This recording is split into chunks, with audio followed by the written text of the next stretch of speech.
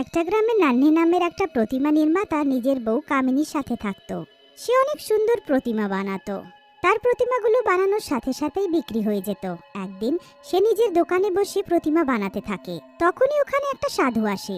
আরে বাবা, আমায় একটা শিব ঠাকুরের মূর্তি দেবে? আমি পুজো করার জন্য নেব। সাধুর মুখে এত তেজ থাকে দেখে মনে হয় তিনি ভগবানের অবতার। নান্নি তাকে দেখে বলে, হ্যাঁ বাবা, নিশ্চয়ই। আপনি দোকানের ভেতরে আসুন আর যেটাই পছন্দ নিয়ে যান, ঠিক আছে?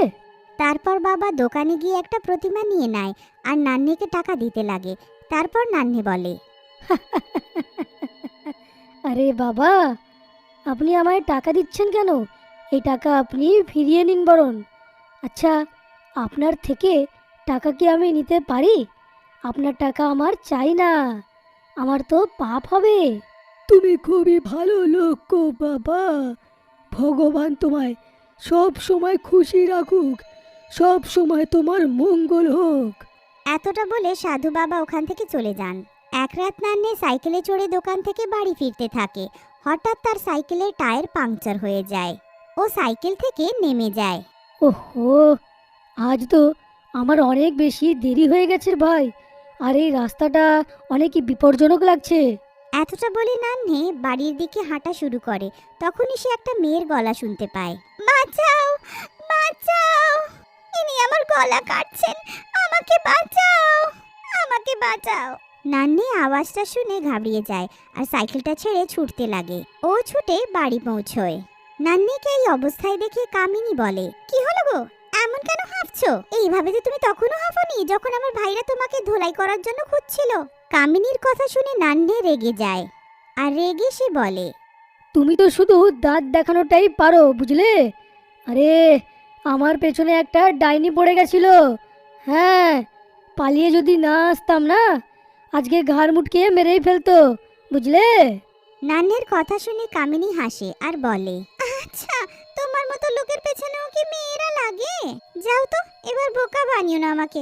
চলো চলো খাবার খেতে। তারপর দুজনে খাবার খেয়ে ঘুমিয়ে পড়ে। ভয়ের কারণে এবার নান্নে রোজ তাড়াতাড়ি বাড়ি ফিরে যেত, কিন্তু একদিন তার দেরি হয়ে যায়। সে আবার সেই জঙ্গলের রাস্তা দিয়ে বাড়ি ফিরতে থাকে। তখনই হঠাৎ সেই আওয়াজটাই শুনতে পায়, বাঁচাও, বাঁচাও আমাকে, ও আমার গলা কাটছে, বাঁচাও আমাকে। এইটা তো সেই আওয়াজ রে ভাই। মনে হচ্ছে ডাইনির ঘাটটা এখনো কাটেনি। আরে, মনে হয় আজ আমার ঘাটটা মুটকে কেটেই ছাড়বে। এর আগে আমাকে ধরে ফেলুক। এইখান থেকে শিগগিরই পালাতে হবে রে ভাই। এতটা বলে নান্নি জোরে সাইকেলের প্যাডেল মারতে লাগে, কিন্তু তার সাইকেলটা ওখানেই দাঁড়িয়ে পড়ে। নান্নি কিছু বুঝতে পারতো তার আগেই তার সামনে একটা মুন্ডু কাটা ডাইনি এসে দাঁড়িয়ে পড়ে। তার হাতে তার মুন্ডু থাকে। ও নান্নিকে বলে, আমি তোকে কতবার ডাকলাম, কিন্তু তুই আমার কাছে এলি না। এই দেখ, ওই শয়তানটা আমার গলা কেটে চলে গেল, কিন্তু ওই মাথাটা যুক্ত করা যাবে। তুই এই মুন্ডুটাকে তুলে আমার গাড়ির উপরে রেখে দে। কিন্তু ডাইনিকে দেখে নান্নে ভয়ে অজ্ঞান হয়ে পড়ে যায়। ডাইনি নান্নিকে দেখে বলে, এই সব লোকেরা এত ঘাবড়িয়ে যায় কেন আমাকে দেখে? আমি তো ওদেরকে শুধু আমার মাথা যুক্ত করার জন্য বলছি। পরের দিন অজ্ঞান পড়ে থাকা নান্নিকে গোপী নামের একটা গ্রামবাসী দেখে আর বলে, আরে ভাই, এ তো নানহে, কিন্তু এইখানে এরম ভাবে ঘুমাচ্ছে কেন? মনে হয় এর স্ত্রী বাড়ি থেকে তাড়িয়ে দিয়েছে একে। গোপীর কথা শুনে তার সাথে দাঁড়ানো ছুট্টান বলে, আরে গুপি দাদা, এ ঘুমোচ্ছে না, অজ্ঞান আছে।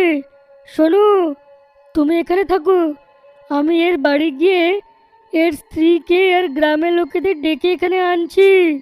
আচ্ছা, কামিনী বৌদি অনেক সুন্দর বলে তুই একলা তার কাছে যাবি? না না, আমিও যাবো রে তোর সাথে। তাকে গিয়ে আমিও বলবো সব ব্যাপারটা। হ্যাঁ। তারপর গুপি আর ছুট্টন নান্নিকে ওখানে ছেড়ে কামিনীর কাছে যায় আর জোরে চিৎকার করতে লাগে, কামিনী বৌদি, ও কামিনী বৌদি, আপনি এখানে বসে আছেন, ওইখানে নান্নি অজ্ঞান পড়ে আছে। ওদের কথা শুনে কামিনী রেগে বলে, এই রে অপয়া, ওদিকে নান্নি অজ্ঞান পড়ে আছে আর তোমরা উঠে এখানে চলে এলে? এটা বলার জন্য কেউ একজন তো ওখানে থাকতে পারতে নান্নির কাছে।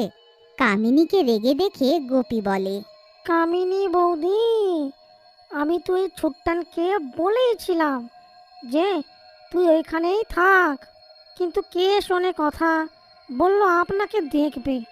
ওইখানে নন্হে দাদা একলা ওখানে পড়েই আছে, বোঝো। গোপীর কথা শুনে কামিনী বলে, ঠিকই বলছো গোপী দাদা তুমি। এই ছুট্টানটা তো এমনিতেও দেখতে আমার চোরই মনে হয়। চলো, আমাকে নান্নের কাছে নিয়ে চলো।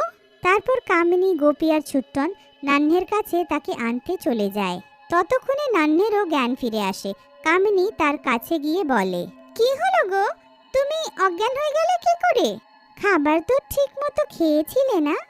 এক রাতের মধ্যেই চোষা আমের মতো দেখাচ্ছে তোমাকে। যাগ্গে ভালো হলো তুমি বেঁচে গেলে, নইলে আমি আর কোনোদিন রঙিন কাপড় পরতে পারতাম না। কামিনীর কথা শুনে নান্নে বলে, হ্যাঁ, তুমি তো এটাই চাও তাই না, যে আমি মরেই যাই আর তুই মজা করিস, কিন্তু এটা হতে দেব না আমি। আরে আরে দাদা বৌদি, আপনারা দুজন এরকম লড়াই করছেন কেন? শুনুন, চুপ করুন আর বলুন যে আপনার সাথে আসলে হলোটা কি। তারপর নান্নে ওদেরকে নিজের সাথে ঘটা ঘটনাটা বলে। ওইটা শুনে ছুট্টন হাসতে লাগে আর বলে, আরে দাদা, তুমিও না খুব ভালো ঠাট্টা করতে পারো। হ্যাঁ, দুর্বলতার কারণে অজ্ঞান হয়ে গেছো। আর আমাদের কি বলো কি না, হ্যাঁ, যে ডাইনি দেখেছিলে। নান্নে তাদেরকে বিশ্বাস করানোর অনেক চেষ্টা করে, কিন্তু তারা তিনজনে তার কোনো কথা মানে না।